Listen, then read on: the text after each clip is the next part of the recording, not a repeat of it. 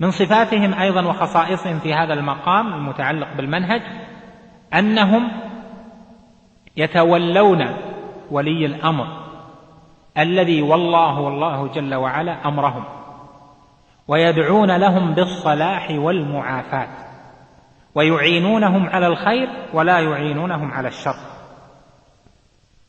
لأن النبي صلى الله عليه وسلم بل لأن الله جل وعلا أمر بذلك في كتابه وأمر به نبيه صلى الله عليه وسلم، فقال وأطيعوا يا أيها الذين آمنوا أطيعوا الله وأطيعوا الرسول وأولي الأمر منكم، وقال جل وعلا ولو ردوه إلى الرسول وإلى أولي الأمر منهم لعلمه الذين يستنبطونه منهم ولولا فضل الله ورحمته لاتبعتم الشيطان إلا قليلا.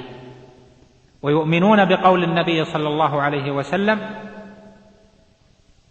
من أطاع الأمير فقد أطاعني ومن عصى الأمير فقد عصاني. وأهل السنة يطيعون ولاة الأمر في غير المعصية، أما في المعصية فلا طاعة لمخلوق في معصية الخالق.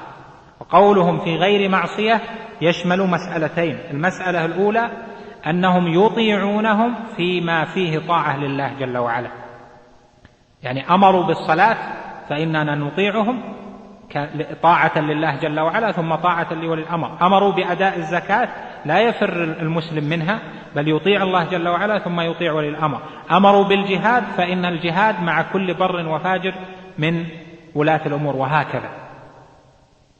أما المسألة الثانية فإنهم يطاعون فيما هو من موارد الاجتهاد. إذا كان المسألة اجتهادية اختلف فيها أهل العلم فإنهم أو اجتهد الوالي في أمر في اجتهاد فيه مصلحة للدين ومصلحة للمسلمين فإنه يطاع، ولو لم يكن اتفاق على أن هذا فيه مصلحة بل يطاع في المسائل الاجتهادية. وهذا ما يتعلق بالمصالح المرسلة. أما ما فيه نص فخالفه فإن هذه معصية فلا طاعة لمخلوق في معصية الخالق.